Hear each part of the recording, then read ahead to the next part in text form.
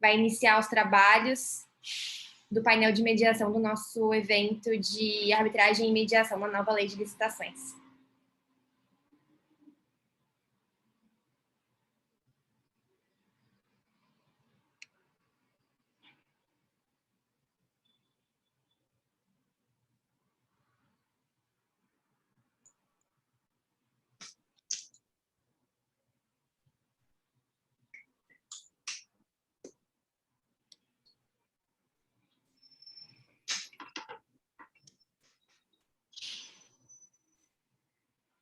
Eu já posso dar início ou a gente vai esperar às 10h30?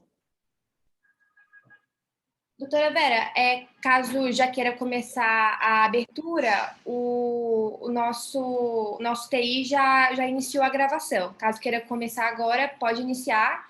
E é bom que temos aí mais alguns minutinhos ao final para que possamos fazer algumas perguntas aos panelistas. Perfeito. Bom dia a todos. É uma honra enorme estar aqui hoje para participar desse webinar sobre a mediação na nova lei de licitações. Antes de apresentar os nossos palestrantes, eu gostaria de agradecer o CANCE-CBC, em nome da nossa presidente, doutora Eliana Coelho, e toda a equipe, especialmente a Luísa e a Ana Flávia, que tornaram possível esse evento, e parabenizar toda a equipe do CAN pelo excelente trabalho que realizam. Eu tenho um enorme orgulho de fazer parte desse time ao presidir o Conselho de Mediação do CAN. O tema que nos traz aqui hoje, ele é muito interessante, já aquecemos aí os motores no painel anterior sobre arbitragem, agora vamos falar um pouquinho mais sobre mediação. Eu estou ansiosa para ouvir os nossos palestrantes. Antes da edição da Lei 14.133, agora de abril de 2021, que estabelece as normas gerais de licitação e contratação com a administração pública, a nossa referência era a Lei 8666, de 1993, que não trazia praticamente nada de resolução de conflitos, apenas que todo contrato celebrado pela administração ele deveria obrigatoriamente ter uma cláusula que previsse que o foro da sede da administração pública seria o competente para dirimir as disputas decorrentes do contrato. Agora, a nossa nova lei ela é mais robusta, ela trouxe diversos artigos, trouxe novos conceitos e revisitou uma série de pontos, incorporando, inclusive, julgamentos de tribunais de contas. E a nova lei, ela trouxe um capítulo dispondo sobre os meios alternativos de resolução de controvérsias, prevendo expressamente que nas contratações regidas pela lei poderão ser utilizados meios alternativos de prevenção e resolução de controvérsias, citando ali notadamente a conciliação, a mediação, o Comitê de Resolução de Disputas e a arbitragem. Os dispositivos da lei que tratam desses artigos são 151 a 154. E em que pese a lei ela não ter trazido grandes novidades em relação ao que a gente já tinha sobre métodos extrajudiciais de resolução de conflitos, me parece importante o legislador ter trazido esses dispositivos para a lei, reafirmando a possibilidade de utilização de outros métodos de resolução de conflitos com a administração, que não o judiciário. Apesar da legislação anterior, ela já permitia a utilização desses métodos, a inclusão da lei, ela estimula a prática e me parece um marco importante, e é exatamente o que nós estamos aqui hoje para discutir e ansiosos para ouvir os nossos convidados a respeito desse assunto. Os nossos palestrantes de hoje são o Dr. Daniel Tostes, Dr. Flávio Amaral, doutora Leila Coelho e doutora Flávia Azeredo de Freitas. Muito obrigada por terem aceitado o nosso convite, é uma honra tê-los aqui hoje e também me sinto muito honrada de abrir esse debate. O doutor Daniel Tostes é procurador federal desde 2004, formado em Direito pela UFF, capacitado em Mediação Empresarial pelo CBMA e atual procurador-chefe da ANS. O doutor Flávio Amaral é procurador do Estado do Rio de Janeiro, doutor em Direito Público pela Universidade de Coimbra, professor de Direito Administrativo da FGV Rio e sócio do escritório Jureena e Associados. A doutora Leila é procuradora do Estado do Paraná, membro do Grupo Permanente de Trabalho sobre Conciliação, Mediação e Arbitragem da PGE-PR, mestre e doutor em Direito pela UFPR, pós-graduada pela Faculdade de Direito da Universidade de Coimbra, fez o curso de Educação Educativa no Programa de Negociação da Harvard Law School e na Pepperdine Law School, é mediadora certificada pelo CNJ e integra a coordenação da Rede Nacional de Autocomposição da Advocacia Pública. A doutora Flávia Zeredo de Freitas é procuradora federal, atua no Núcleo de Gerenciamento de Atuação Prioritária da PRF2, mediadora, mestre em Política Social pela UFF. Será muito bom ouvi-los hoje. E apesar de dispensar apresentações, eu gostaria de trazer o breve currículo do meu querido amigo e eterno mestre, Dr. Adolfo Braga Neto, que vai ser o moderador desse evento. O Adolfo é advogado, mediador e membro do Conselho de Mediação do CANCE-CBC. Antes de passar a palavra para o Adolfo, eu gostaria brevemente de ressaltar a importância de se fazer uma mediação dentro de uma Câmara bem estruturada, como é o CANCE-CBC, com uma equipe preparada e regulamentos de altíssima qualidade. Ao escolher o CAN como uma Câmara responsável pelo suporte administrativo do procedimento de mediação, as partes, por certo, vão ter garantido o bom andamento do procedimento em todas as suas fases. Isso, com certeza, vai facilitar a construção de uma solução ao conflito. E é importante ressaltar que, desde 2016, o CAN intensificou bastante seus esforços em prol do desenvolvimento da mediação no Brasil, e dentro desses esforços, além da organização de diversos eventos, como esse de hoje, desde o início de 2019, por meio da Resolução 36, o CAN ele dá 100% de desconto na taxa de administração do procedimento de mediação, quando as partes, após o procedimento de mediação, instaurarem um procedimento arbitral, e dá 50% de desconto quando as partes solicitarem a suspensão do procedimento arbitral em andamento para dar início a um procedimento de mediação. Bom, sem mais delongas, eu passo a palavra ao Adolfo e desejo um bom evento a todos. É com você, Adolfo. Obrigado, Vera. Uma alegria enorme ser iniciado por você. É um grande prazer, uma grande honra ser apresentado por você, né? Então, é uma alegria grande e acho que é importantíssimo o tema que vamos abordar aqui. Temos convidados, como você colocou, de altíssimo nível, né? No qual vão brindar com a experiência, sobretudo com o contexto da mediação, e que vão nos oferecer a possibilidade de percorrer esses caminhos e, sobretudo, dentro do olhar que eles têm desenvolvido e têm muita experiência para nos contar. E queria, antes de iniciar, somente pegar... tive a oportunidade de ver o painel anterior, né? Nós ficamos muito honrados ao pensar na coordenação da Task Force da mediação, da Task Force do CANCE-CBC de mediação com a administração pública, e ao ver que, no contexto da arbitragem, muitos procedimentos têm sido, antes de ter uma decisão do tribunal arbitral, uma decisão feita pelas partes através de um acordo, né? Então, isso impulsiona, e tomando a liberdade de pegar um gancho da Patrícia, é impressionante como a lei se adequa a uma realidade que já existe, e aí, pegando um gancho seu, a importância de trabalhos que são desenvolvidos pelo CANCE-CBC, que prima pela excelência, o cuidado que é desenvolver não somente a arbitragem, hoje mediação, nesse contexto que precisa ter precisam ser levados em conta muitos elementos que são fundamentais para esse contexto, que é um contexto bem único e, claro, vai depender quem são os atores. E aí convido a Flávia a apresentar, pena que nós vamos ter por pouco tempo, lembrando que temos 15 minutos apenas para poder permitir um debate com os participantes que estão nos ouvindo e nos vendo, justamente para que a gente possa ser mais completo com relação à perspectiva dos participantes também. Flávia, bem-vinda, obrigado por ter aceitado o convite.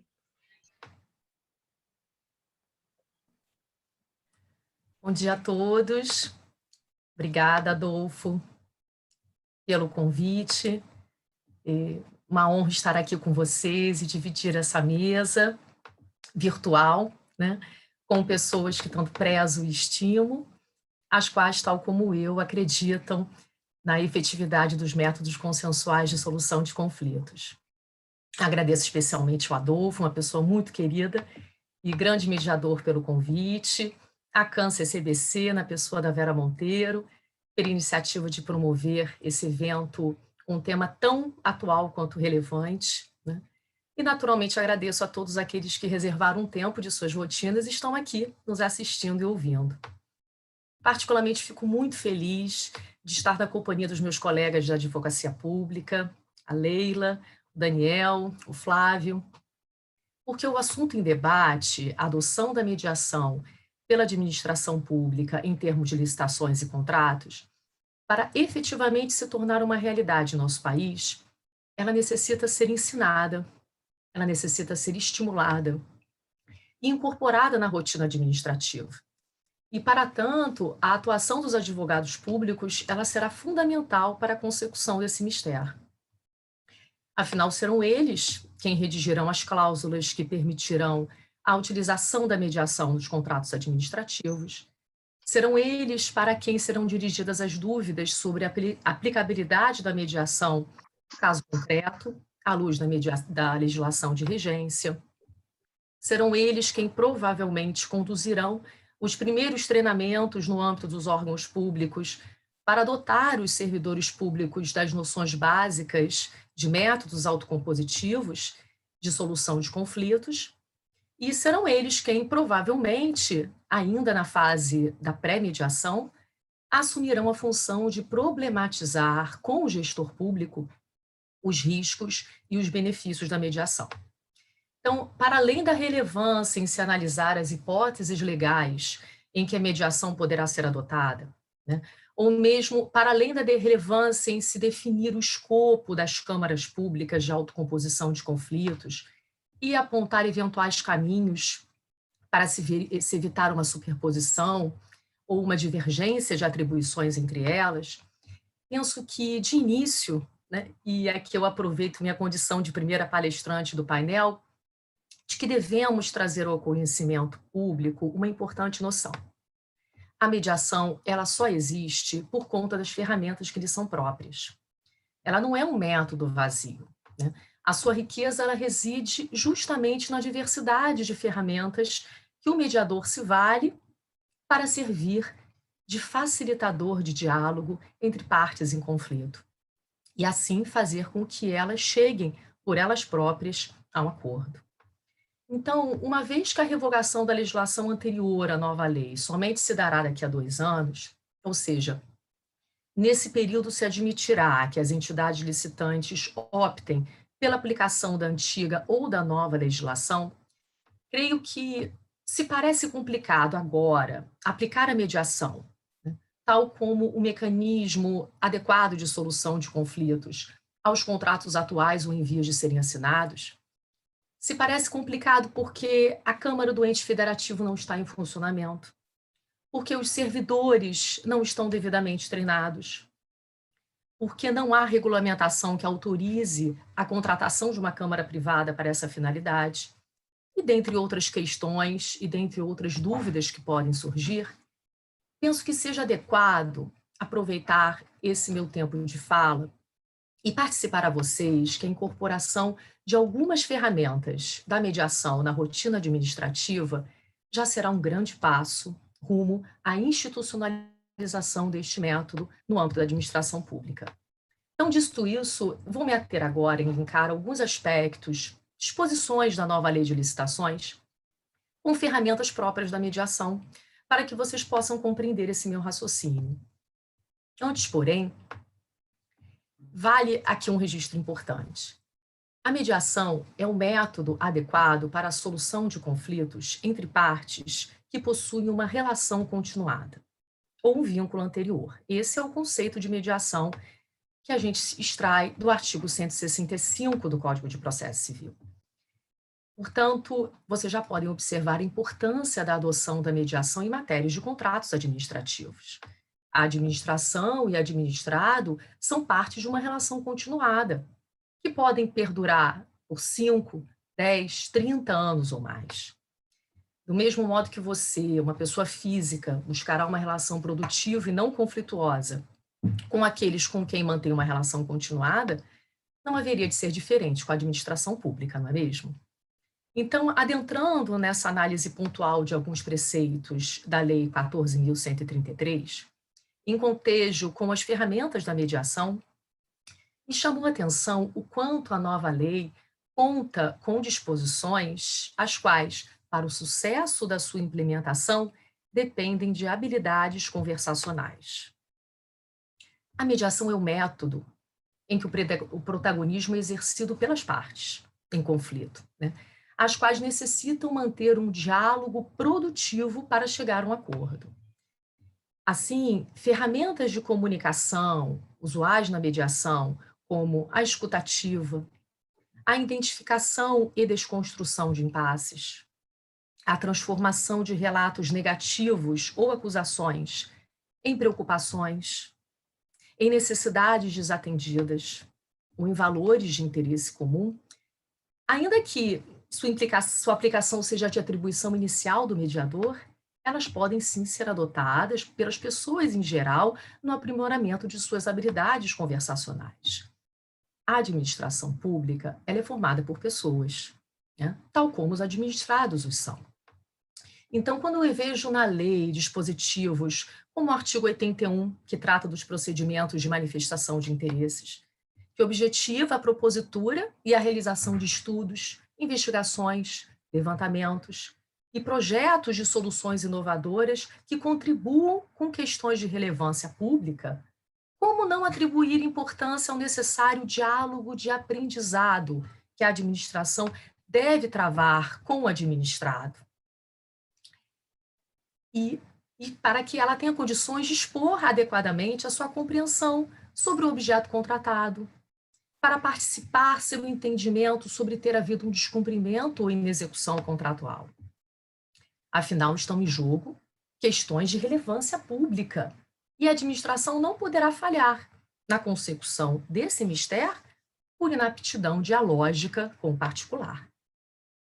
Do mesmo modo, o diálogo competitivo, previsto no artigo 32 para a contratação de obras, serviços e compras em que a administração pública realiza diálogos com os licitantes previamente selecionados, mediante critérios objetivos, com o intuito de desenvolver uma ou mais alternativas capazes de atender às suas necessidades.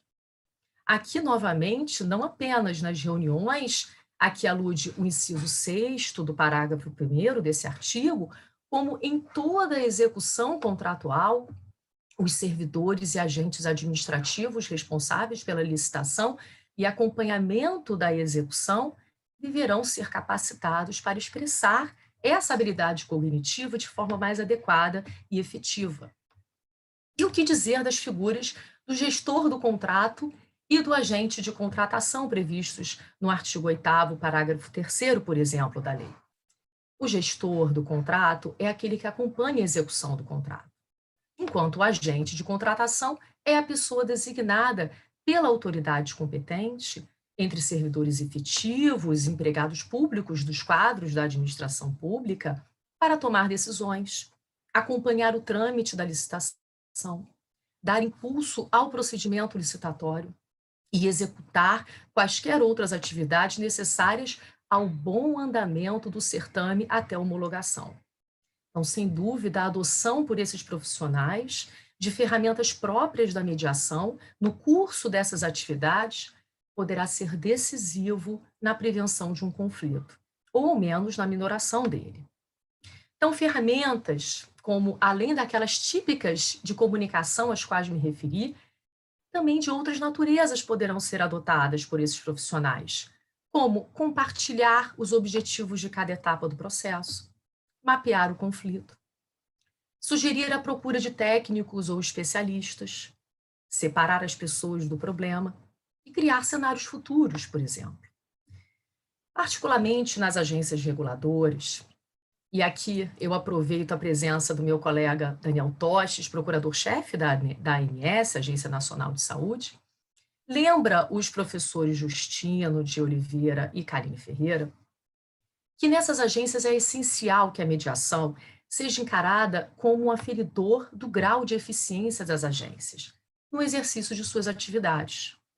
Então, observam eles, abre aspas, ao adotar o consenso como forma de dirimir os conflitos gerados nas relações entre usuários e concessionários, ou permissionários e poder concedente, a agência reguladora reduz a tensão entre esses agentes, equilibra os variados interesses e se utiliza desse conflito para aperfeiçoar sua atividade de regulação. Fecha aspas. O conflito, ele é algo imanente à condição humana, né? Então, sejam conflitos internos ou externos, fato é que os indivíduos, eles necessitam dos conflitos para aprender, para serem impulsionados a buscar outras opções e resultados, para romper barreiras e reivindicar por seus direitos. Assim como algo inerente, a melhor forma de lidar com eles é tratá-los de modo adequado. E ao se assegurar um tratamento adequado do conflito na esfera administrativa, ao menos se esforçar para tanto, reduzem-se as chances dele, do conflito, chegar ao judiciário ou mesmo ao tribunal arbitral em um alto estágio de litigiosidade. Já finalizando aqui minha fala, eu retomo ao fundamental papel exercido pelo advogado público em atuação consultiva. Cada vez mais, nosso ordenamento jurídico empodera sua atuação, ao colocar ao alcance de sua caneta importantes instrumentos de resolução adequada de conflitos que venham surgir no desempenho da atividade administrativa. Então, ainda que o colega que atua no contencioso seja extremamente competente, nunca perca de vista que o interesse público ele será mais eficientemente alcançado se atuarem sempre como um time, em que o papel de um na prevenção de litígios ou na minoração deles será complementado com o papel do outro em garantir que aquela conduta legítima e dialógica da administração pública seja reconhecida e acolhida pelo Poder Judiciário. Então, termino aqui a minha fala, agradecendo pela oportunidade e permaneço ansiosa para ouvir e aprender com os colegas. Muito obrigada. Muito bom, Flávia. Muito obrigado. Grato pela lembrança de aspectos da nova lei, que trazem elementos fundamentais para uma nova mentalidade para os profissionais que atuam no contexto público, nós que trilhamos o caminho da mediação propondo essa possibilidade, é importantíssimo lembrar esses aspectos. Muito obrigado. Vamos passar a palavra para o Daniel, que vai trazer a perspectiva de ter a oportunidade de estar diretamente envolvidos em conflitos e num contexto hoje mais do que importante, né? Porque justamente no contexto da saúde. Então, mais uma vez, Daniel, muito obrigado pela presença e vamos ouvi-lo e vê-lo. Bem-vindo. Muito obrigado, doutor Adolfo. Uma honra enorme estar aqui, ladeado por grandes referências hoje, né, da mediação. A doutora Flávia, uma entusiasta já de longa data, né, desses instrumentos de resolução de conflitos no âmbito da AGU, hoje atuando diretamente com situações de tensão muito grande que demandam e necessitam de soluções adequadas para chegarem a um bom termo. Doutor Flávio Amaral, que dispensa maiores comentários, um grande amigo e uma grande referência, a doutora Leila, doutora Vela, que aqui em cumprimento pela iniciativa da CCBC, nessa jornada aqui, a que me foi dedicado esse espaço, e por isso muito agradeço. há muito tempo a gente já vem, né, assim, dentro da administração pública, tentando olhar um pouco diferente para esse panorama que nos acostumamos a enfrentar da expressiva judicialização e baixa efetividade, né? Um grau de ineficiência muito grande. Isso nos incomodou muito durante muito tempo. De fato, eu acredito realmente que a mediação, além de necessariamente passar por tudo que a doutora Flávia muito bem expôs, capacitação, treinamento, um processo de adaptação, me parece ser, de fato, uma transição de cultura, né? Nós fomos formados numa cultura de judicialização, uma cultura de litigância quase que contumaz. Então, startar esse novo paradigma não é dos mais fáceis desafios. E nem por isso a gente deve esmorecer. Eu realmente acredito na solução adequada de conflitos, acho que a gente pode ganhar e muito com a efetivação da mediação como método de resolução de conflitos.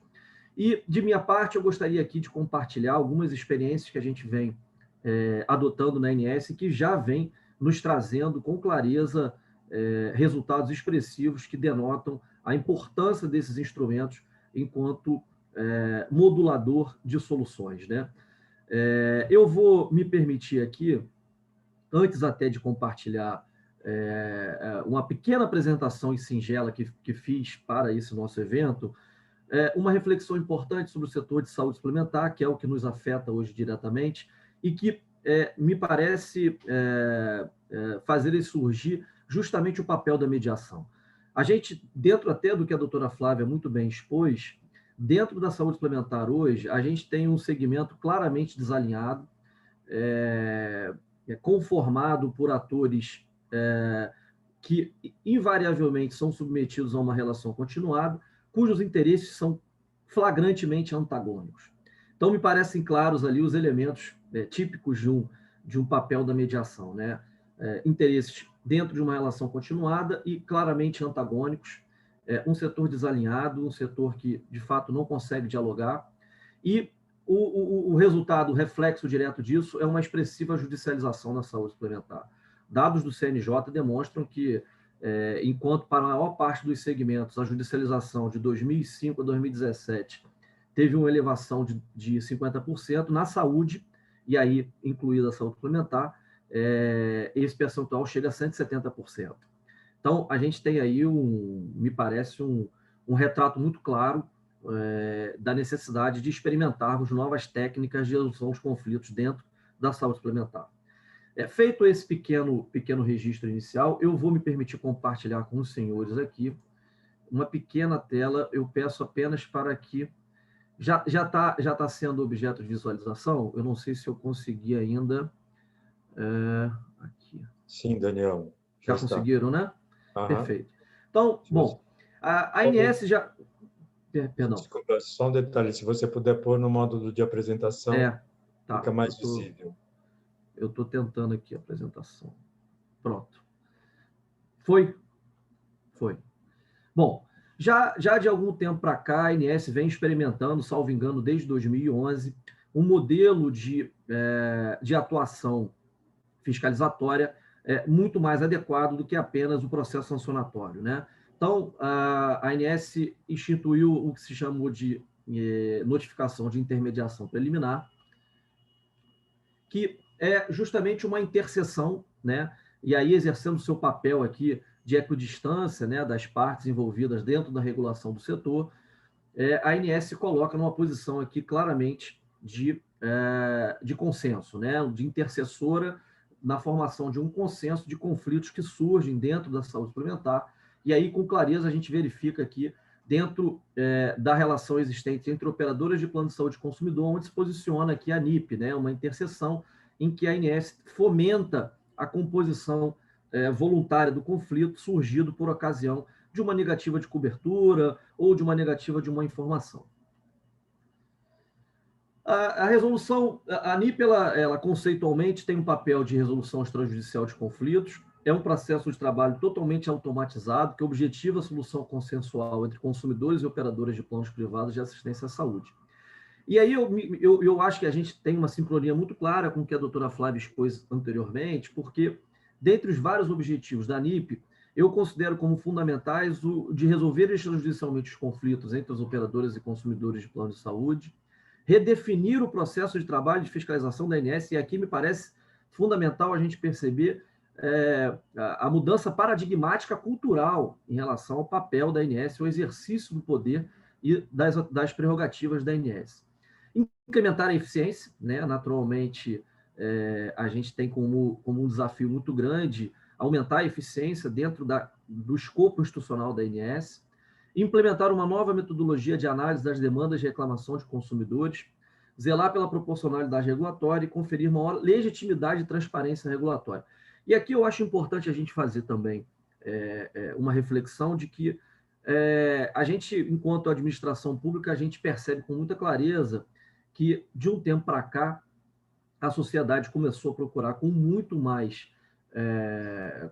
expansividade o judiciário, porque deixou de acreditar nos processos de resolução próprios da administração pública. Então, um dos grandes papéis aqui, e talvez uma das grandes valências, eu diria, da notificação de intermediação preliminar, é o de certa forma, incrementar o grau de legitimidade das ações regulatórias da ANS, fazendo com que a adesão às resoluções propostas pela própria administração pública seja maior, seja mais adequada. Bom, aqui eu acho um retrato do que representa para cada um dos envolvidos dentro desse método de resolução de conflito. Para os beneficiários do plano de saúde, possibilita uma resposta mais rápida para o problema do consumidor. A gente sabe a morosidade com que o judiciário normalmente acaba sendo levado a decidir, né, as questões que lhe chegam diuturnamente.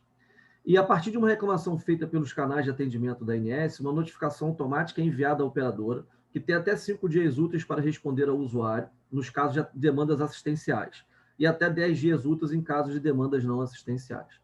Para a ANS, né, enquanto agência reguladora, assegura maior eficiência e celeridade no trabalho desenvolvido pelo agente fiscalizador, possibilita o monitoramento efetivo das práticas do mercado regulado, permitindo identificar logo no início determinadas condutas indevidas que podem gerar prejuízo aos consumidores.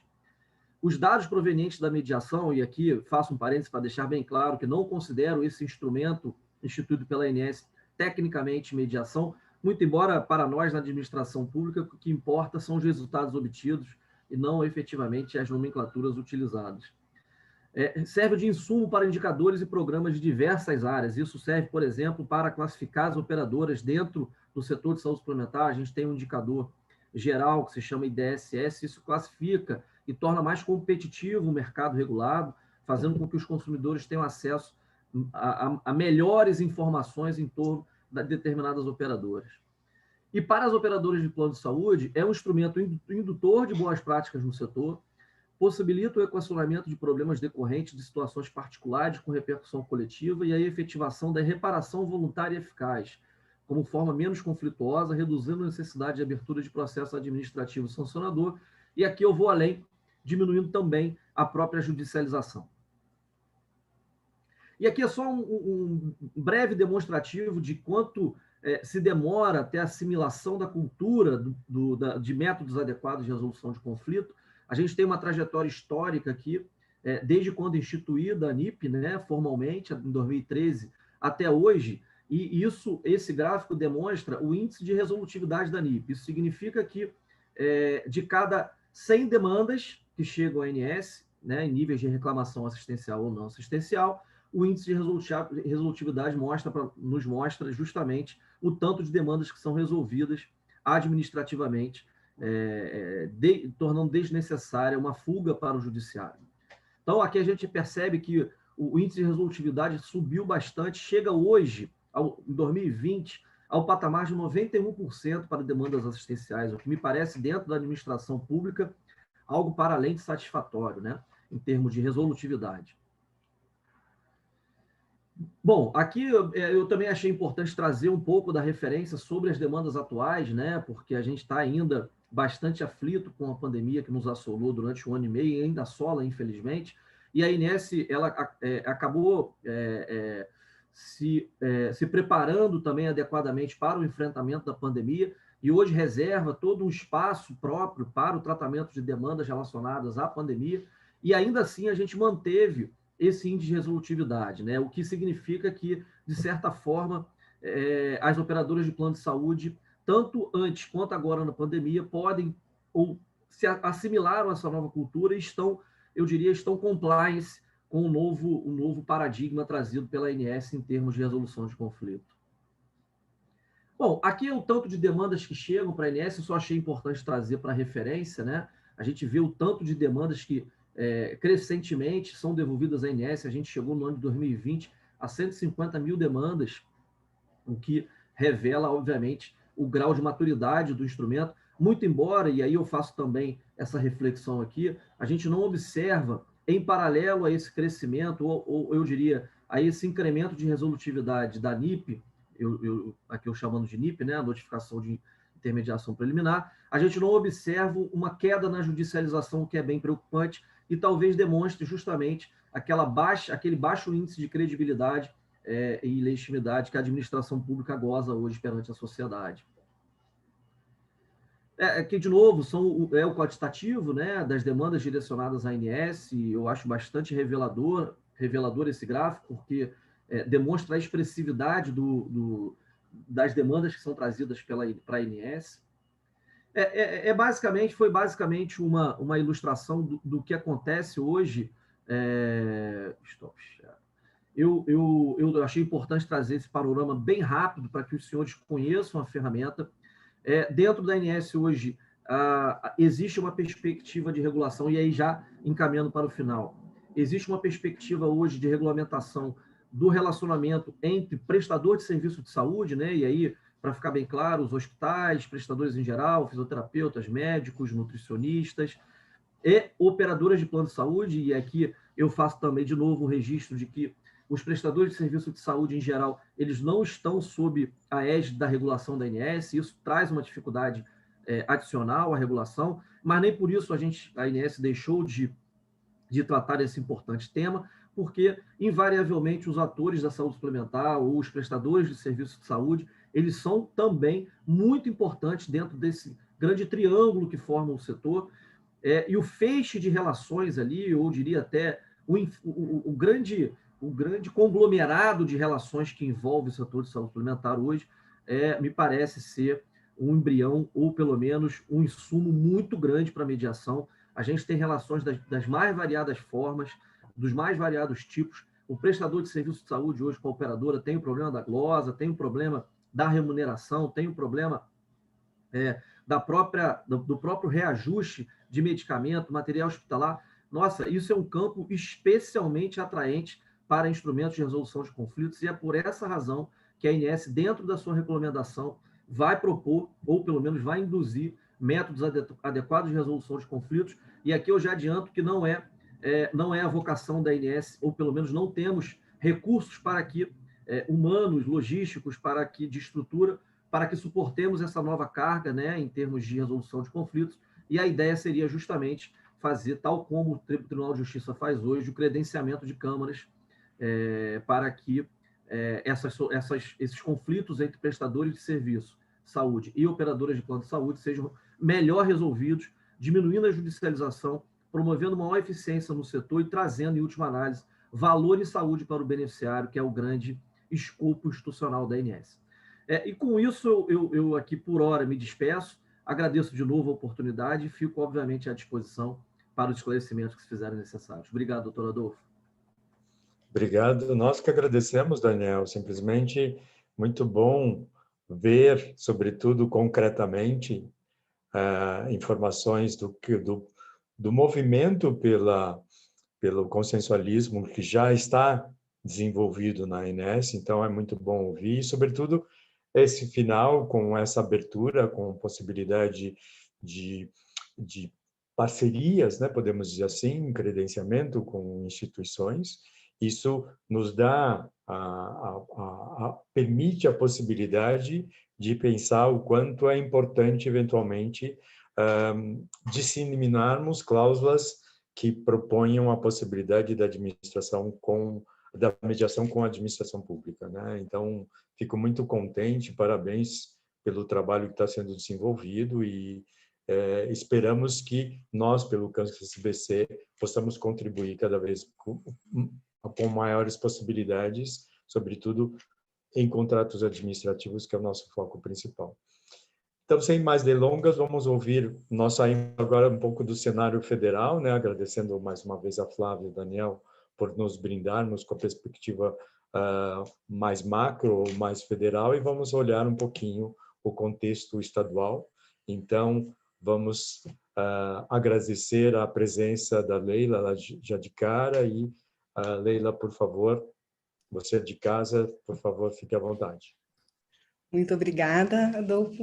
Eu gostaria de começar essa breve explanação inicial dessa nossa conversa na manhã, agradecendo esse honroso convite. É uma satisfação participar dessa mesa, desse debate, dos debates, na verdade, que já começaram a respeito da arbitragem, né, com a administração pública decorrente da lei de licitações, e agora a mediação. Eu cumprimento todos os membros dessa mesa virtual, a doutora Vera, a doutora Adolfo, a doutora Flávia, doutor Daniel e doutor Flávio, todos os presentes, os organizadores desse evento, e alcanço a SBC pelo honroso convite.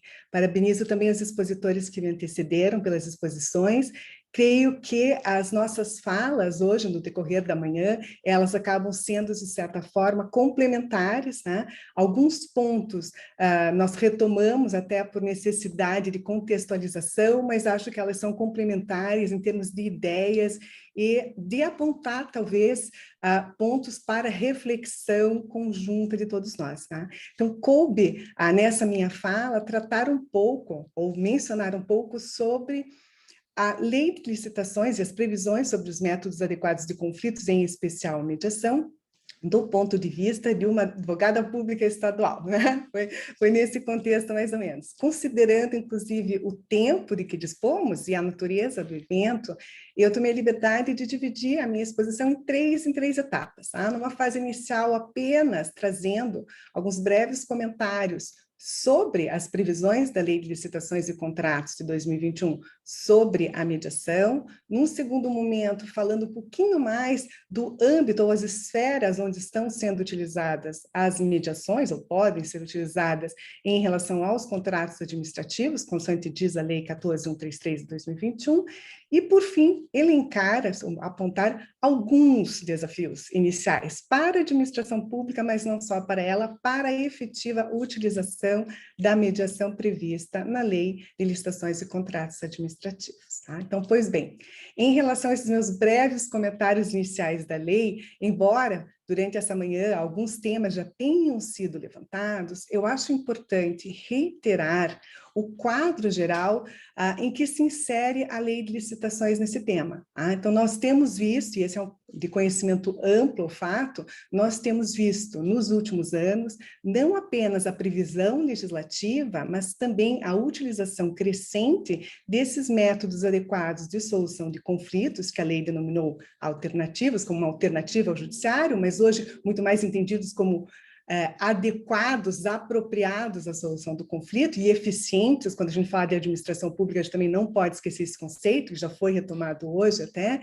Mas, então, a lei de licitações, ela entra nesse contexto crescente de previsão de métodos adequados, de uma certa mudança de cultura também, que tem uma ênfase particular a partir da resolução 125 de 2010 do CNJ, em relação à mediação, conciliação, enfim, métodos autocompositivos, e especialmente a partir de 2015, com a alteração da lei de arbitragem, a lei de mediação e autocomposição, e o Código de Processo Civil.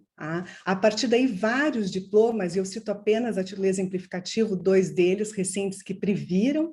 Nós temos a Lei de Desapropriação, então, no final de 2019, houve essa alteração com a previsão, a possibilidade de utilização de mediação e de arbitragem em relação à delimitação do valor a decorrente da indenização nos casos de desapropriação de utilidade pública. Este ano, a lei denominada Marco Legal do Saneamento e agora, mais recentemente, a Lei de Licitações. Então, ela se enquadra nesse contexto crescente legislativo de autorizações, de regramento a respeito do tema, mas também em relação à consensualidade, né? Nós vimos essa importância que tem sido dada também pelo legislador para a busca da consensualidade, da solução autocompositiva, que é construída, como foi dito hoje, a doutora Vera comentou, essa construção da solução pelas próprias partes, diretamente, uma negociação direta, ou mediante auxílio de um terceiro facilitador, no caso aqui estamos falando da mediação. E nesse contexto, nós temos que lembrar sempre que o próprio Código de Processo Civil fala isso claramente no artigo 3º, parágrafo 2º e 3º, e o Código de Ética do Advogado. Aqui nós estamos, na maioria de advogados, eu acho, o Código de Ética do Advogado que insiste, tanto em relação ao advogado privado como ao público, o dever de sempre prevenir e buscar a solução consensual. Então, é dentro desse contexto que eu acho que surge a lei de mediação, a lei de licitações, com essa previsão dos artigos 150 e seguintes, embora, também foi dito hoje, ela não inove, ela não traz nada de novo, são apenas 4 artigos, artigos curtos, pequenos, sucintos, mas ele tem um grande mérito. Ela tem um grande mérito de, ao contrário do que ocorria com a lei anterior, com a 866, que não tratava do tema, de prever expressamente a possibilidade de utilização desses meios autocompositivos. E no painel de arbitragem, se não me falha a memória, a doutora Patrícia e o doutor Ricardo ressaltaram isso, a percepção fática, até com dados numéricos, do próprio relatório da do CANSA-CBC, da diferença da utilização de arbitragem pela administração pública a partir de 2015, quando houve alteração da lei, porque isso gera uma certa segurança para o administrador, para também o contratante. Então, eu acho que há esse conforto, há uma segurança jurídica por parte do gestor e até por parte do próprio advogado público. Então, embora não haja uma inovação, a previsão por si só, do meu ponto de vista, é louvável porque ela tende a estimular, ainda que não a utilização imediata, a reflexão sobre o tema e, eventualmente, a fixação de balizas jurídicas administrativas para a utilização. Então, eu queria só destacar já nesse começo essas primeiras considerações. Acho louváveis também outras previsões que constaram ali na lei, por exemplo, o artigo 150 fala da não obrigatoriedade.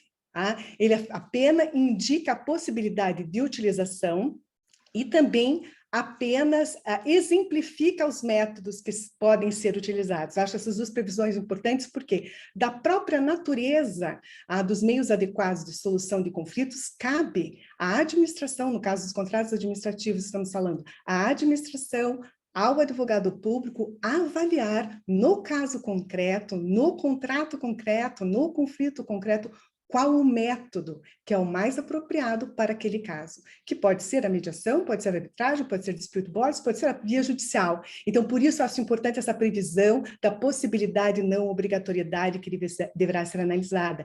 E, inclusive, é com esse olhar que eu sugiro a leitura do artigo 153, que fala da possibilidade de aditamento de contratos. Nós vimos que isso está dentro de um contexto de planejamento, que toda lei de licitação fala muito. O gestor, a administração, tem que planejar a sua atuação, a sua contratação. Essas previsões das cláusulas, seja de mediações, media-árbitro, previsões de dispute boards, arbitragem ou outros métodos que não conhecemos ainda, elas partem dessa necessidade do gestor, da advocacia pública, justamente de planejar, de pensar sobre o que poderá acontecer e como poderá ser solucionado, porque, como já foi dito aqui mais de uma vez, o conflito é inerente à nossa vida diária, à vida individual, quem diria, mais ainda em relação à administração pública. Então, reitero essa questão também exemplificativa do artigo 150 da Lei de Licitações, porque acho importante, é muito difícil pensarmos de forma fechada em métodos.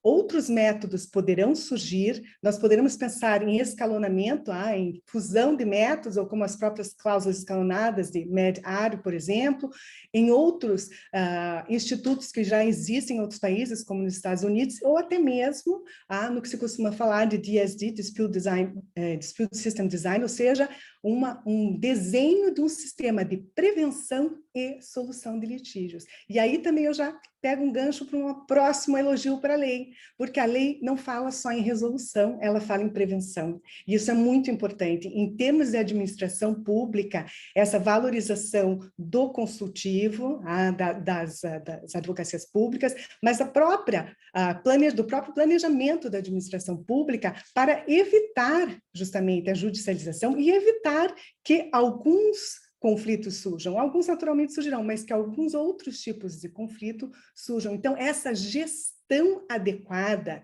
essa prevenção e a busca de solução apropriada são a tônica da Lei de Licitações, e acho que ela está em consonância com a legislação atual, com a doutrina atual sobre o tema, embora ela não tenha inovado, tá? Mas ela tem um mérito que talvez ela provoque alguma alteração, alguma reflexão também na administração pública. Mas agora eu quero trazer um outro tópico aqui nesse meu comentário sobre a Lei de Licitações, que do meu ponto de vista é criticável. Foi colocar todos os institutos no mesmo pacote, né? Então, o artigo 150, ele não delimita para quais contratos será utilizada a mediação, ou para quais conflitos, ou como será realizada. Mas estabelece, eu vou ler no parágrafo único do artigo 151, isso é aplicável para arbitragem, mediação, conciliação, dispute boards e outros meios. Né? O parágrafo único do artigo 1º diz que é cabível a utilização de métodos adequados de solução de conflitos para controvérsias relacionadas a direitos patrimoniais disponíveis, como as questões relacionadas ao restabelecimento do equilíbrio econômico-financeiro do contrato, o inadimplemento de obrigações contratuais e o cálculo de indenizações. Então, para todos os institutos, foi adotado o critério de disponibilidade e patrimoniabilidade que é previsto na lei de arbitragem. Ora, todos sabem que a noção de arbitrabilidade objetiva é discutida até hoje pela doutrina. É um tema polêmico, cada doutrinador tem uma definição, uma delimitação. Por outro lado, a lei de mediação ela é mais abrangente. No artigo 3º, ela não limita a direitos disponíveis e a patrimoniabilidade. Ela fala no artigo 3º que pode ser objeto de mediação o conflito que versa sobre direitos disponíveis e indisponíveis que admitam transação. E aqui a gente pensa num exemplo de administração pública clássico, que é algum tema de direito ambiental.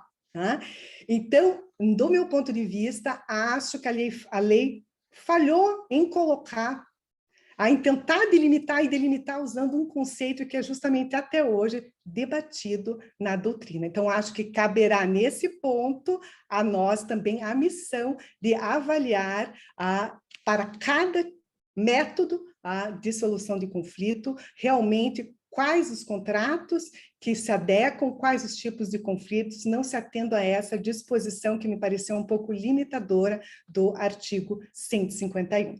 Passo, então, a fazer uns comentários sobre como poderá ser implementada, eu diria, na verdade, em que seara, em que âmbito podem ser realizadas essas mediações para os contratos administrativos. E nesse tema, justamente, o que eu queria dizer é que elas já ocorrem, com ou sem a previsão da lei de licitações, nós temos diversos contratos administrativos que são, ou conflitos relativos a contratos administrativos que são solucionados hoje em dia por meio da mediação, seja em câmaras privadas, em sejústicos ou câmaras de autocomposição da advocacia pública. Então, isso já existe, muitas vezes em decorrência de previsões de cláusulas contratuais e escolha a contratação de câmaras privadas, ou em centros do Poder Judiciário, Centros Judiciários de Solução de Conflitos, algumas questões são levadas e hoje alguns tribunais de justiça têm criado sejusques temáticos, como sejusques da Fazenda Pública, especializados, e mesmo sejusques processuais, o que eles denominam de pré-processuais, ou seja, para conflitos não judicializados, e ainda há a possibilidade, que já está ocorrendo e poderá ocorrer para a aplicação da lei de licitações, que é através das câmaras de autocomposição da advocacia pública, sendo a pioneira a Câmara da AGU. Hoje nós sabemos que existem pelo menos em 7 estados, né? As competências são variáveis, mas algumas delas previram essa competência. A competência de atuação, de mediação em relação, por exemplo, a equilíbrio econômico-financeiro do contrato, matéria contratual. Tá? Ou a inexecução total ou parcial do contrato, matéria contratual. Então, parece-me que já existe esse quadro, tá? Mas que isso, na verdade, exigirá uma reflexão por parte da advocacia pública em termos de planejamento também. Para quais contratos, que tipos de conflitos serão levados e a qual entidade, né? Se há uma Câmara de autocomposição, talvez seja necessário, e necessariamente a previsão de que o conflito seja a ela levado, talvez seja necessário primeiro tentar a solução consensual nessa Câmara. Ou pode ser o caso de uma contratação, de um convênio, ou da realização de credenciamento ou cadastramento, como é feito com câmaras de arbitragem, ou ainda, em alguns casos, talvez a matéria naquele tribunal, naquele estado específico, seja interessante levar um sejusque, porque há uma competência, os mediadores daquele sejusque entendem, inclusive, de contratos administrativos. É uma análise planejada por parte da administração pública também. Isso é claro, nós estamos aqui falando em contratos em que haja escolha. Nós sabemos que muitos contratos, até com questões de financiamento internacional, não há escolha, né? Já vem as cláusulas, a exigência, por exemplo, de dispute boards, ou muitas vezes de arbitragem, ela vem para a própria realização do contrato. Então, eu parto disso para chegar a algumas observações, alguns desafios, que desde logo nós percebemos no período inicial de implementação da Lei 14.133, no que se refere à mediação. Em primeiro lugar, em relação à própria administração e advocacia pública, que vai precisar avaliar e orientar a administração pública, eventualmente até regulamentar, visto que a lei de licitações ela é bastante sucinta, então ela talvez precise orientar ou regulamentar justamente os limites dessa mediação, para quais contratos, se é tipos de contrato, valores, são todos os contratos, o contrato para compra de caneta, né? Enfim, nós temos que pensar um pouco como será feita essa seleção. Então, quais contratos, de que forma, as orientações, as balizas para acordos, a própria seleção de câmaras, tá? Por outro lado, do ponto de vista das câmaras privadas, acho importante essa reflexão também, porque esse mercado, ele surge em relação à administração pública, como nós vimos, dos últimos anos, especialmente, 2015 para cá. E as câmaras têm que refletir também sobre as peculiaridades da administração pública, desde as peculiaridades de princípio de publicidade, de forma de contratação da Câmara, de pagamento de mediadores, etc. e tal, como eu falei anteriormente, eventualmente pensar em credenciamento de câmaras, às vezes também refletir sobre a adaptação dos seus regulamentos com características especiais para a administração pública e também de cláusulas padronizadas. E algumas câmaras nesses últimos anos, e é o caso, né, do CAN-CCBC, já tem, tendo em vista justamente a crescente utilização em relação à arbitragem, já adaptaram seus diplomas, sejam regulamentos específicos ou cláusulas modelo, para a utilização pela administração pública. Então, acho que esse desafio ele é importante também de ser ponderado pelas câmaras privadas, e sem falar, e aqui também já concluindo essas minhas observações críticas, talvez, é que nós temos que pensar num contexto um pouco mais abrangente também a lei de licitações no que se refere aos meios extrajudiciais ou adequados de solução de conflitos, tendo em vista um outro complexo de normas, como a LINDB, a introdução às normas do direito brasileiro, a Lei de Acesso a Informações, Lei Geral de Proteção de Dados, e sabe lá quais outras leis podem surgir, que trazem algumas balizas que não podem ser esquecidas, né? E assim também alguns dispositivos da lei que têm que ser analisados em conjunto, como os dispositivos da Lei de Licitações que tratam da extinção dos contratos ou de infrações e sanções, que também vão falar dos meios adequados de solução de conflitos. Então, eles devem ser analisados de forma conjunta. Então, desculpem a pressa, são vários temas, vários tópicos, acho que são vários desafios. Eu queria trazer esses temas mais para jogar para um debate e reflexão conjunta mesmo, sobre alguns deles não tenho também uma decisão final, tenho algumas ideias apenas.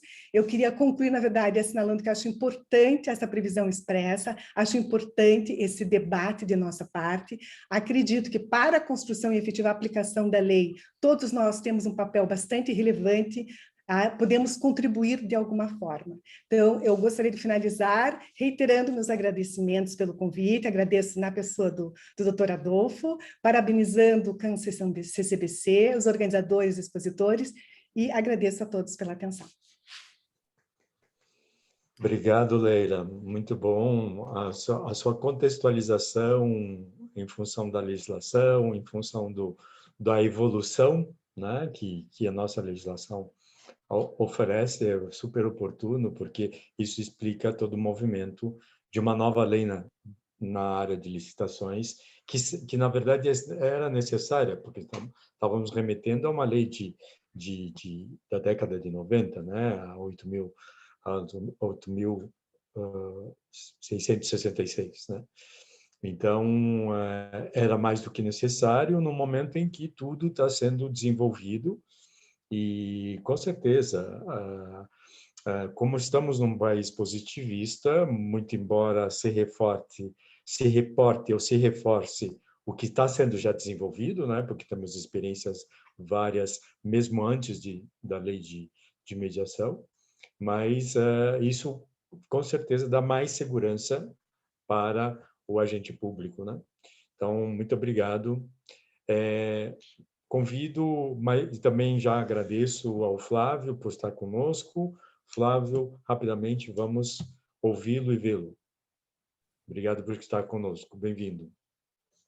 Bom dia a todos. Uma enorme satisfação participar desse evento, a quem desde logo agradeço ao CCBC, as pessoas do professor Adolfo Braga Neto, da professora Vera Monteiro, da Ana Flávia, cumprimentar os meus companheiros aí de painel, o Daniel Junqueira, Flávia Correia, Leila Coelho, são todos colegas e amigos da advocacia pública, a gente já se conhece de longa data, de outros eventos, de modo que eu fico muito confortável de falar no evento desse, com a dificuldade, né, Adolfo, de ser o último a falar. O último a falar tem sempre um desafio maior, porque quase tudo já foi dito, e muito bem dito, diria eu, nesse nosso painel.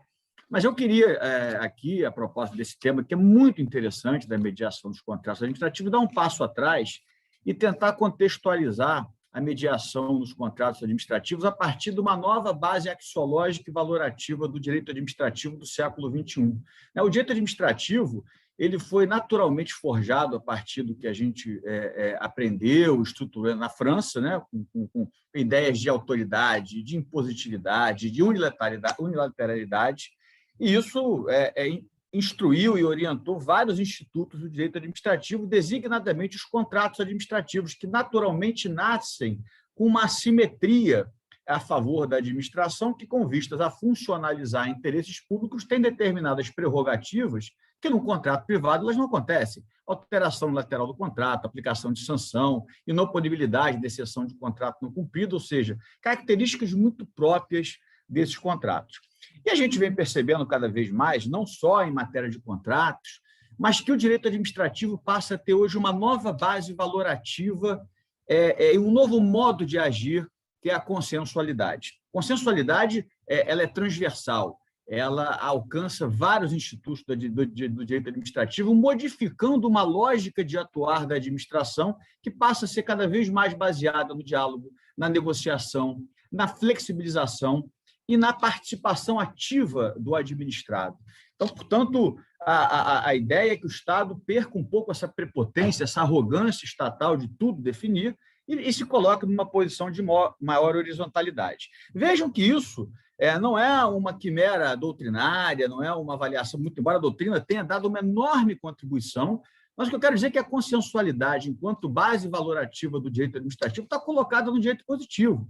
Então, nós falamos de negociação hoje em vários institutos. Desapropriação amigável, termos de ajustamento de conduta, procedimento de manifestação de interesse, acordos de leniência, delações premiadas, acordo substitutivo do direito sancionador, quando você converte multas em investimentos, por exemplo, o diálogo competitivo, como a professora Flávia mencionou na sua apresentação, compromisso do artigo 26 da LINDB, que passa a ser uma espécie de cláusula geral do acordo, a mediação, a conciliação. Vejam que isto não é mais uma cogitação doutrinária que a gente pensava na década de 90, isso está no direito positivo, a fazer crer, na minha percepção, que não há dúvida que a administração pública pode negociar, a administração pública negocia no seu dia a dia, a administração pública faz acordos no dia a dia. E por que isto é importante? Porque a mediação nada mais é do que uma técnica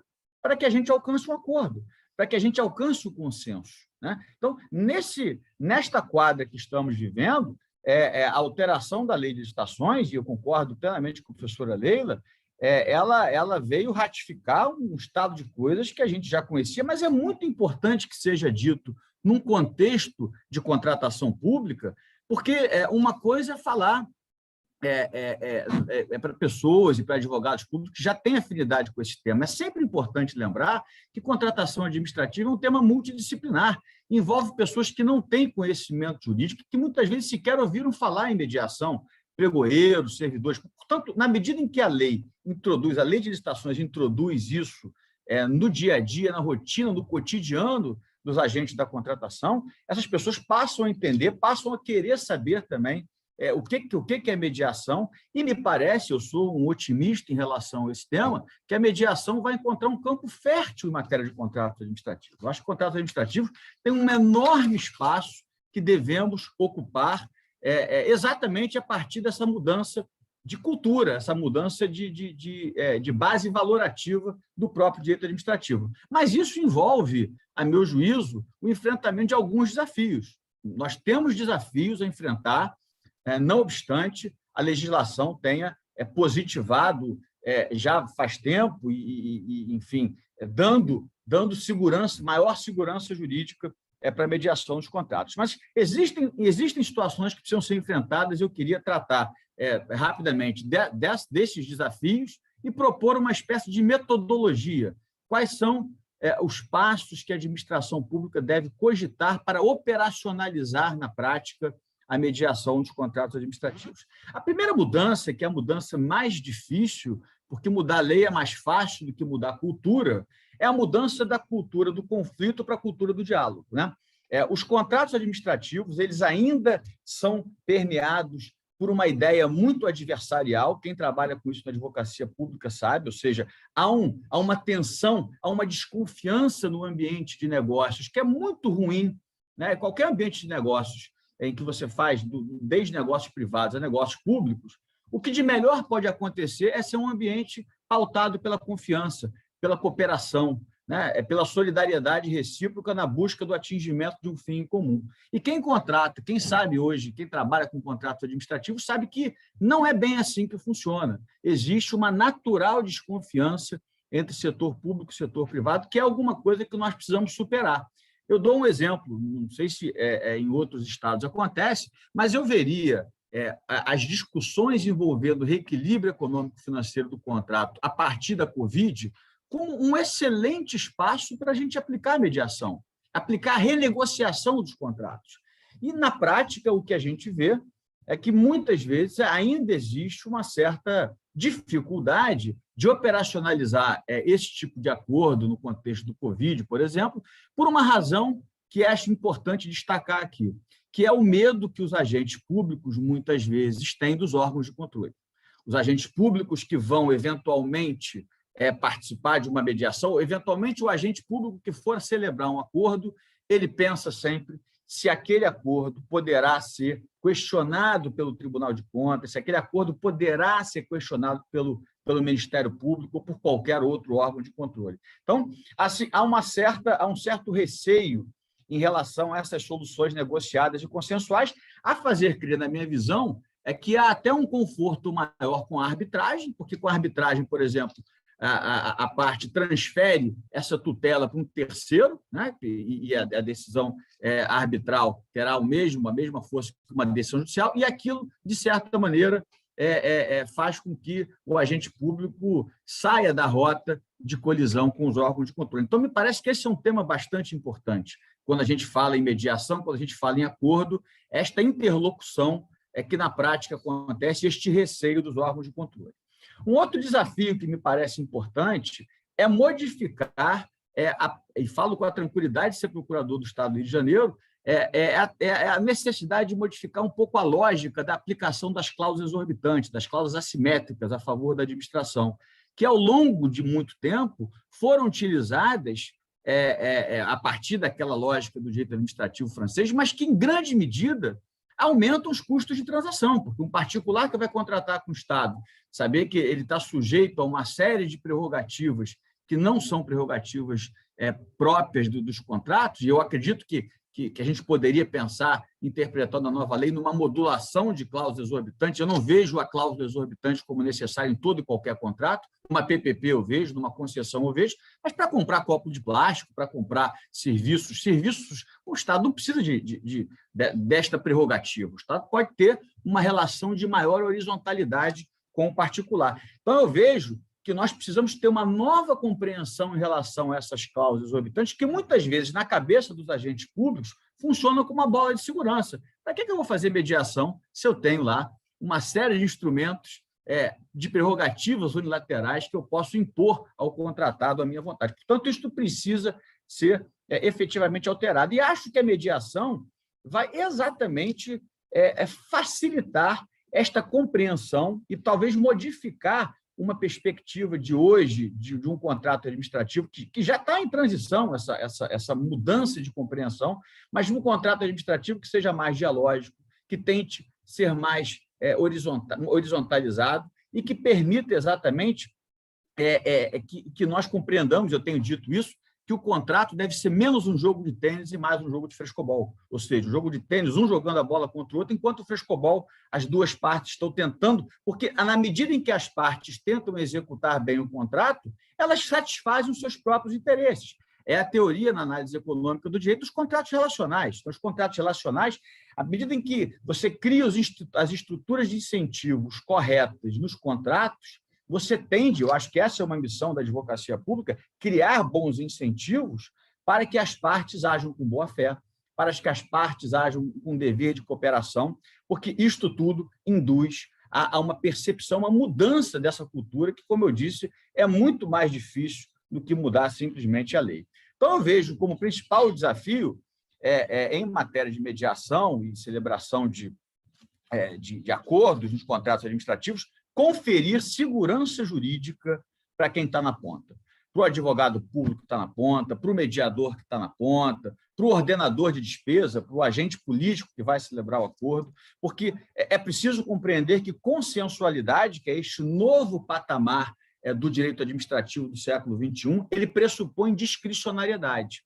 E discricionariedade não pode ser confundida com voluntarismo, com subjetivismo, ou seja, o agente público precisa de estándares, ele precisa de alguns parâmetros que possam orientar a realização de acordos, né? Sob pena da gente criar o efeito oposto, o efeito inverso, ou seja, se não existir esses parâmetros, se não existir uma compreensão do limite da transibilidade do interesse público, há esse risco que eu mencionava do agente público cogitar que é melhor não fazer o acordo, e eu já cansei de ouvir isso, claro que é melhor não fazer acordo, judicializa, manda para a arbitragem, porque aí se tiver que pagar, a gente paga, mas a gente paga tutelado por um terceiro, né? E quando, na verdade, o que a gente quer é acabar com esta lógica de que os contratos precisam ser tutelados por alguém externo. Os contratos precisam ser tutelados a partir, né, da própria consciência de autonomia que os entes públicos devem ter para solucionar os seus próprios problemas. E, claro,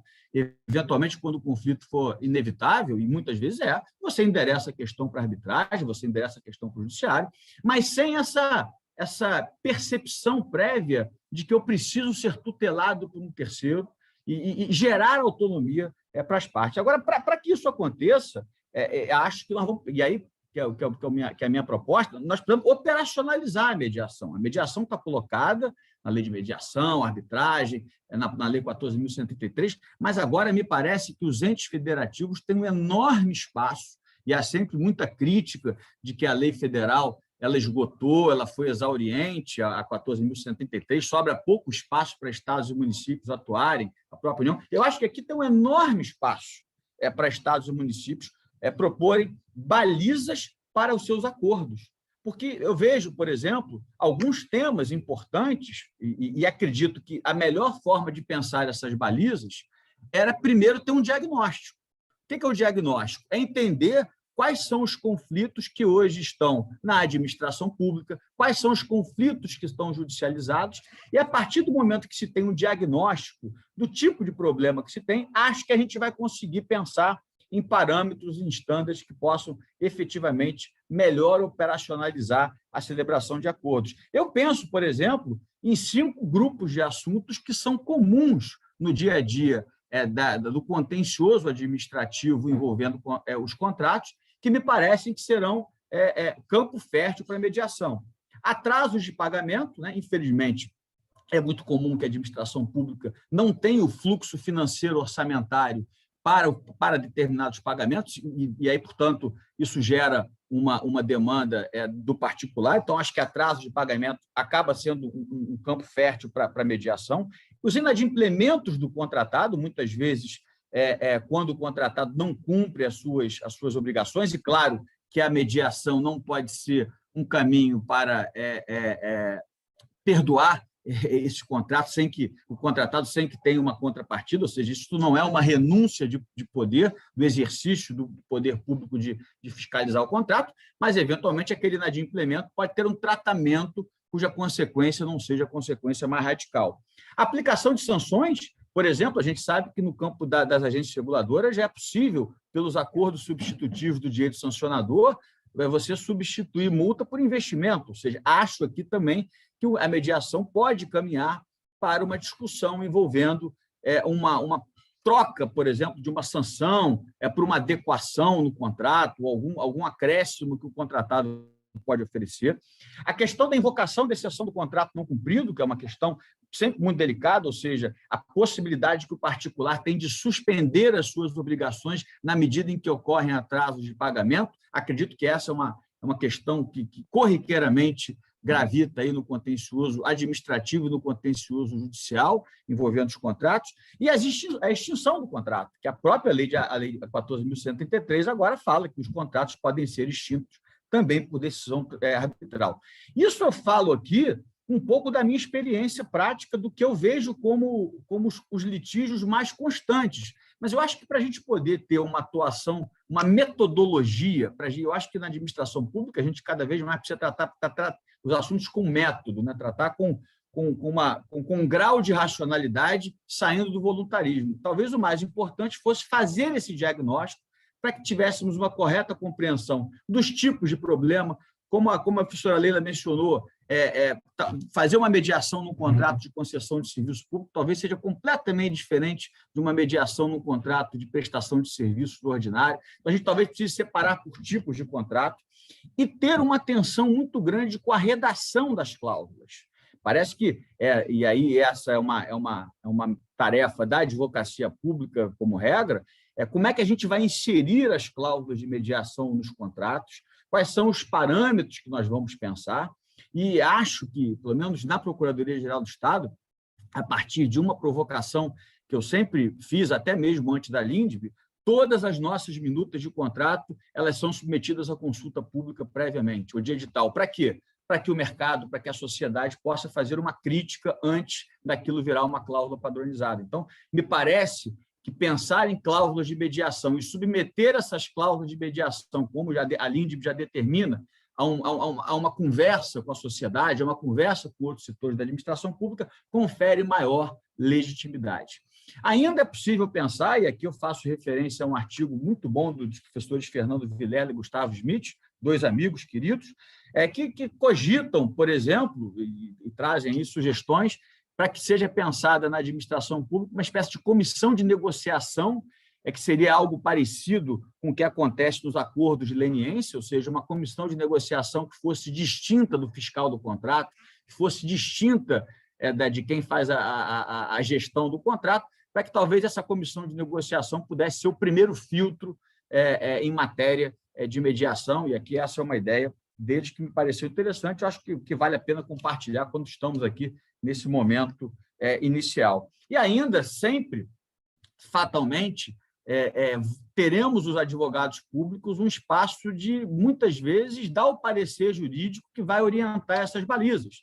E aí esse parecer jurídico vai ter que ser, vai ter que pensar na relação custo-benefício, vai ter que dar os estándares, e é por isso que eu me preocupo tanto, Adolfo, com a necessidade de que a gente operacionalize quais são as balizas para que os agentes públicos possam celebrar acordos, porque se não pensarmos nisso, na prática, o meu receio é que a gente não avance na mediação em razão dessa fluidez, desse grau de subjetivismo. Eu repito, discricionariedade não é sinônimo de voluntarismo, de subjetivismo. Então, portanto, algum grau de parametrização nós devemos ter.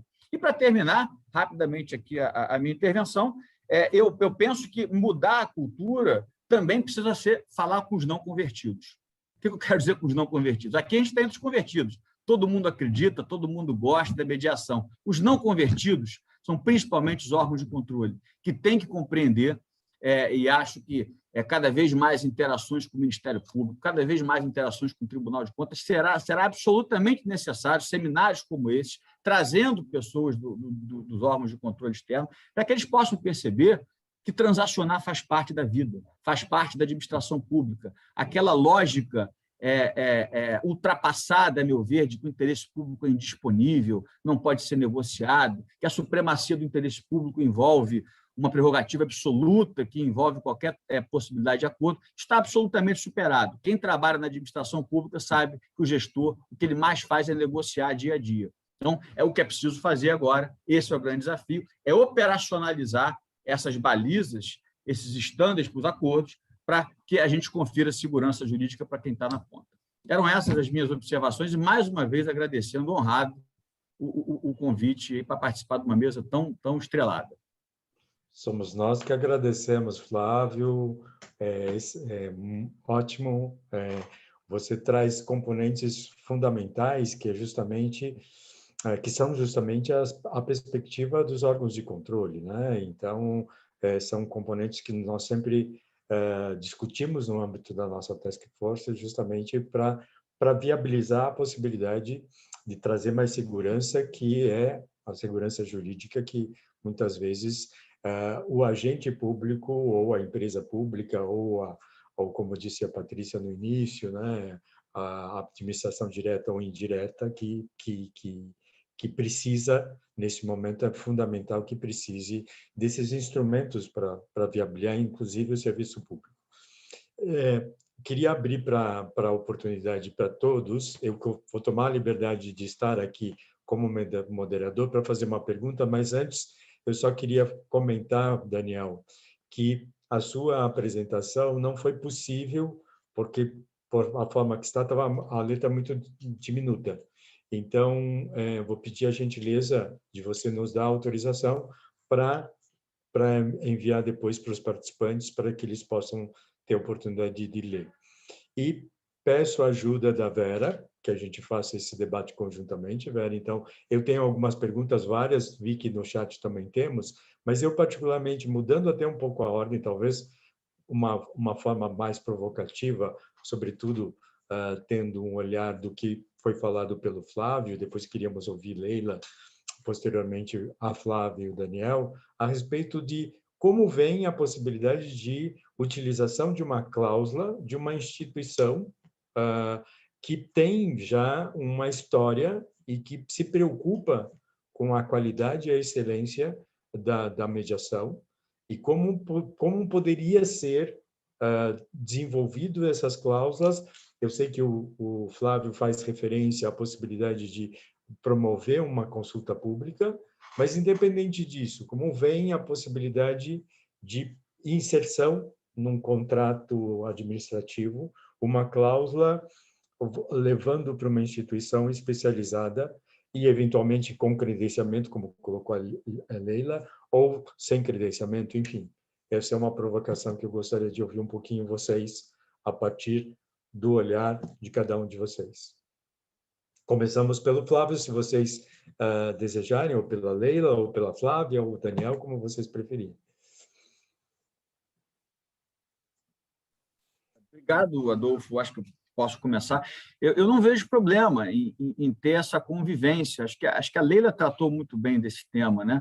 Hoje você tem as câmaras públicas, por exemplo, lá na Procuradoria-Geral do Estado, nós temos uma câmara que trata, a CASC, que trata de solução de conflitos, e, portanto, é o centro de inteligência, eu diria, dessas soluções adequadas de conflitos, tocado por um colega de excelente conhecimento, que é o Marco Antônio, e a gente está no início disso. Tá? Estamos no início, tanto que é necessário ter volume de pessoas, de qualificação técnica. A Câmara está sendo montada, mas eu acredito que há espaço para todos os tipos de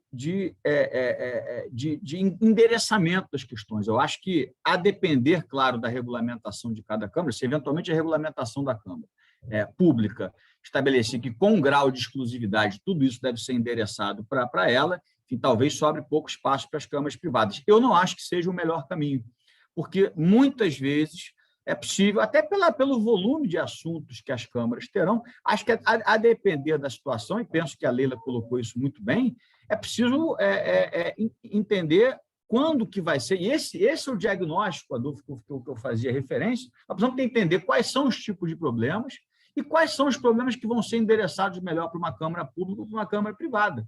Entendeu? Hoje eu não saberia te dizer, porque eu acho que sem esse diagnóstico seria prematuro. O que eu acho, a princípio, é que existe espaço para essa convivência, salvo se, eventualmente, a regulamentação de cada ente tornar isso uma exclusividade, o que, a meu ver, não seria, talvez, a melhor solução, porque vejo que tem espaço para todo mundo. Obrigado, Flávio. Leila, podemos ouvi-la um pouco? Claro, obrigada, Adolfo. Minha manifestação, mais ou menos no sentido do Flávio, também acho que há realmente espaço para essa convivência, e como eu até comentei na minha exposição, acho que a gente vai ter mediações nas três searas, né? Em Câmara Pública, em Câmara privada e sejuscas, dependendo da natureza, da regulamentação e das peculiaridades de cada estado. Então, o Flávio comentava ali que algumas câmaras prevêem exclusividade, então, câmaras públicas, né, de autocomposição. Depende muito da regulamentação, que cada Câmara estadual e a federal é diferente também da SECAF, mas só para dar dois exemplos, por exemplo, a Câmara da AGU, a SECAF, ela tem orientado a AGU nos últimos anos que nos contratos, nos convênios celebrados para algumas matérias com os estados, já seja inserida uma cláusula obrigando a remessa à Câmara da AGU para tentativa de conciliação antes de qualquer ajuizamento. Então, o Estado do Paraná mesmo já assinou alguns desses termos de cooperação. E, em relação, acho que a Câmara de Pernambuco, da PGE de Pernambuco, há uma previsão na regulamentação sugerindo que nos contratos firmados pela administração, especifica quais, tá? Diz nos contratos firmados pela administração, haja uma cláusula remetendo também, uma cláusula de mediação à Câmara de autocomposição. Então, acho que vai ser muito variável, depende muito da análise fática. Acho que um ponto que o Flávio comentou que é bastante relevante, que hoje ainda é um breu para a administração, são dados empíricos, né? Então, a gente precisava de dados, você precisa regulamentar para melhor motivar a decisão, precisa ter balizas, mas ainda faltam alguns dados empíricos para embasar essa tomada de decisões. E acho que a redação das cláusulas vai depender muito justamente do tipo de contrato, né, e da natureza dos conflitos. Então, acho viável, claro, é possível essa utilização de cláusulas das câmaras, acho que sempre a administração vai ter interesse em olhar e ver se adequa à realidade daquela instituição. Isso que eu disse, que pode ter uma câmara pública, podem ter outras nuances. Então, esse olhar da administração, eu não diria que ela quer um protagonismo, mas ela quer também participar, dialogar na hora de redação dessas cláusulas de acordo com as suas peculiaridades, nesse sentido. Mas acho, e penso também que, eventualmente, em alguns casos, se caminha para um credenciamento. Eu não sei, é difícil ainda, a gente ainda está pensando sobre os temas. E o Flávio até destacou na exposição dele algo interessante, que a lei, na verdade, nesse tema, ela abriu a possibilidade para estados e municípios refletirem e regulamentarem muitos temas, desde a arbitragem, mediação, dispute boards, ou não regulamentarem também, né? Aí vai da escolha, né? Obrigada. Perfeito, muito obrigado. Dentro dessa linha mesmo, Daniel, por favor. Bom, eu concordo com a doutora Leila, doutor Flávio. Eu, particularmente, tenho para mim que, no âmbito de contratos, de contratação pública, isso ainda vai ser objeto de muita discussão. Eu acho realmente que a doutora Leila tem toda a razão. Essa análise ela tem que ser feita com base em dados, não dá para ser feita com base em preconceitos. A gente hoje tem algo que também nos condiciona na administração pública, que é a necessidade de uma análise de impacto regulatório para tudo que de qualquer forma, interaja com o interesse de terceiros. Então, eu acho que qualquer que seja a definição tem que passar necessariamente por um olhar bem crítico dos dados que nos chegam diariamente. Eu não vejo problema em, por exemplo, que a SECAF, no caso da Administração Pública Federal, concorra para nesse sentido. Eu acho que se ela quiser, de fato, participar desse movimento, ela deveria, a meu ver, né? Isso é só uma opinião ainda, isso ainda vai ser objeto de discussão no âmbito da AGU. A gente sabe que os contratos são padronizados, né, na AGU, então isso vai ser objeto de muita discussão, mas, a meu ver, a melhor solução seria, de fato, o credenciamento e tratar a SECAF como uma outra câmara de mediação qualquer. Não vejo por que existe privilégio nesse caso. Acho que as condições têm que ser iguais. É uma atividade econômica, uma atividade privada, muito embora possa também ser também prestada pela administração pública. No caso aqui que eu vos trouxe em relação à ANS, é um pouco diferente, porque ali é um ambiente essencialmente privado. Então, nesse caso, eu fico bem confortável em dizer que a melhor forma, nesse caso, seria, de fato, o credenciamento ou o cadastramento, como preferirem, porque eu não vejo necessidade que a Câmara seja eleita ou escolhida pela ANS. Isso não faz o menor sentido. É uma relação privada, ali as partes têm total autonomia sob sua vontade, e, no máximo, no meu sentir, caberia à ANS apenas modular as condições básicas, né? Até parafraseando o doutor Flávio, colocou muito bem, estabelecer os estándares mínimos de verificação de idoneidade de Câmara, de lisura do procedimento, justamente para que esse ambiente seja afetado por um limite de concorrência minimamente aceitável. Então, meu modo de ver a gente tem que tratar de forma adequada, inclusive também a eleição do melhor formato de realização da mediação aqui na contratação pública, e isso perpassa, obviamente, um benchmarking severo e crítico acerca, inclusive, da atuação da SECAF durante todo o seu período histórico. Perfeito, obrigado, Daniel. Flávia? Bom, como disse aqui os meus colegas, há conflito de mais e câmaras de menos, né? Essa é uma realidade, né? E eu acho, assim, muito interessante essa troca de saberes, né? As câmaras privadas estão aí no mercado praticando mediação há muito mais tempo que as câmaras públicas, né? Então, e você também tem a realidade que muitos entes, agências reguladoras, não têm as suas câmaras instituídas, né? Então, acho que essa troca, né, no mínimo nesse momento inicial, é muito importante. Então, se efetivamente se quer institucionalizar a mediação no seio da administração pública, necessariamente essa reflexão sobre o credenciamento de câmaras, ela precisará ser feita. Até porque, nas câmaras públicas, né, a atuação dos advogados públicos como mediadores normalmente vai ter que se dar de modo exclusivo. Então, ou se faz concursos para mais procuradores, né, para mais advogados públicos, ou então você, de fato, vai precisar se valer dessas câmaras privadas, né? Porque você veja, a Câmara Local da SECAF aqui no Rio de Janeiro, ela conta só com uma advogada da União, né? Então, é uma pessoa só, e não é porque se desprestigia a atuação da Câmara, não é isso, é porque não tem, né? Não tem ali ainda gente suficiente para poder colocar na Câmara, gabaritada, capacitada, sem você tirar gente da ponta, ou do consultivo, ou do contencioso, que esteja precisando mais, né? Então, isso é algo que, de fato, ocorre. As câmaras públicas, elas vão precisar capacitar esses seus advogados, e eles vão ter que provavelmente atuar de modo exclusivo. E isso é algo, né, é uma escolha de Sofia, né? Você ali colocar o advogado público numa câmara pública para atuar de forma exclusiva como mediador e tirá-lo da área do consultivo, da área do contencioso, onde tem mais ações, né? Então, eu acho que vem muito a calhar, sim, né? Naturalmente, provavelmente pode haver assim uma dificuldade maior de se justificar a adoção de câmaras privadas, né?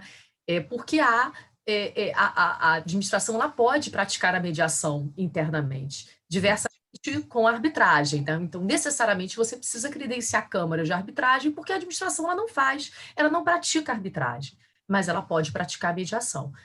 Só que, no entanto, sob esse viés de que é importante essa troca de ideias, essa troca de experiências, né? Olha quanto se ganha para a administração pública você estar ali numa câmara privada e você vê como é que o mediador atua, né? Você vê como é que é a dinâmica ali daquela mediação para você poder levar essa experiência para a câmara pública, né? Então, eu acho que essa troca ela é fundamental e torço para que a evolução, né, dos regulamentos eles não limitem possibilidades de solução de conflito, ao invés estimulem e ampliem esse leque de possibilidades.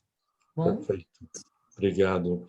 E tem um cunho de aprendizado também, né? Eu não sei, Vera, se você quer fazer algum comentário. Temos 4 minutos apenas. Temos perguntas no chat.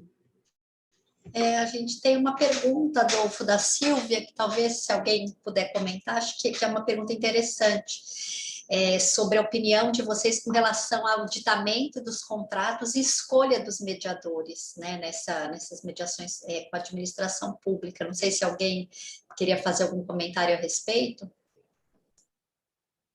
O único problema é que temos limitação de tempo, tem que ser bem objetivo, porque ao meio-dia, sharp, temos que concluir, né, Vera? Leila. Eu assumo aqui o início. Na verdade, em relação a essa questão de escolha de mediadores, né, isso que eu imagino que seja a escolha de mediadores em câmaras privadas, provavelmente, mediadores externos. Eu imagino que a lógica que vai funcionar é mais ou menos a mesma lógica que tem sido utilizada em relação às arbitragens também, das quais participa a administração. Existem balizas dentro da administração, no caso da União, do Rio de Janeiro e de São Paulo, o próprio decreto que fala do cadastramento de câmaras também indica, no caso de São Paulo, especifica bastante o que deverá ser levado em conta para a escolha do mediador, né? O conhecimento, a experiência, a credibilidade, enfim, vários critérios. Eu acho que provavelmente o que vai ocorrer é que haverá alguma orientação, se não um decreto, um regulamento, pelo menos uma orientação eventualmente do setor consultivo das procuradorias, com essas balizas que vão auxiliar na escolha do mediador. Eu acho que nesse caminho, provavelmente. São ideias, né? Claro. Concordo, Leila, e só para fazer um complemento, essas balizas envolvendo escolha de árbitro, escolha de mediador, elas são importantes, mas são requisitos que eu diria são mais conceitos indeterminados, de uma valoração que vai remanescer uma discricionariedade. Não existe um grau de vinculação absoluta, por que eu escolho A, B ou C, porque isso é rigorosamente impossível, né? Senão a gente estaria trazendo um grau de objetividade que é inerente. Aqui, a vontade pública tem que ser processualizada, tem que ser motivada, mas assim, acho importante destacar que remanescerá um grau de discricionariedade no momento da escolha de um árbitro, de um mediador, claro, a partir de estándares que sejam fixados previamente. Perfeito. Agradeço serem bem pontuais e aí, Vera, é contigo para... Aliás, mais uma vez agradeço a todos e todas por terem colaborado. Acho que foi excelentes apresentações, excelentes conclusões e explanações. E, mais uma vez, muito obrigado, Vera, se você puder fazer as honras da casa. Eu queria agradecer, né? Acabei me comentando que a pergunta era da Silvia Brega, que é também do nosso Conselho de Mediação do CANCR-CBC. Agradecer imensamente a participação de vocês, eu acho que foi extremamente importante o debate. Para mim foi um aprendizado, acho que foi muito importante ver as opiniões primeiro na esfera federal e depois na esfera estadual. Eu acho que o Flávio até deixou aí um gancho para a gente pensar já num próximo evento, porque eu também sempre penso sobre esse comentário de nós falarmos para os não convertidos, né? E realmente é uma preocupação, de fato, dar essa segurança jurídica para quem está na ponta, né? Então, eu acho que a gente tinha que pensar realmente em trazer essas pessoas, órgãos de controle, para esse debate, porque realmente é um aprendizado, e acho que é uma oportunidade enorme que a gente tem em utilizar, e eu acho que essa nova colocação na lei, né, como vocês bem ressaltaram, apesar de não ter trazido muitas mudanças, traz um conforto, traz de alguma forma alguma segurança. Então, eu acho que é uma oportunidade aí muito importante para esse debate. Então, para cumprir aqui o nosso horário, eu agradeço imensamente Flávia, Daniel, Leila, Flávio. Agradeço a você, Adolfo, a toda a equipe do Câncer CBC por nos dar aqui esse espaço de debate e sempre aí primar pela organização primorosa desses eventos. Então, desejo aí uma boa tarde a todos.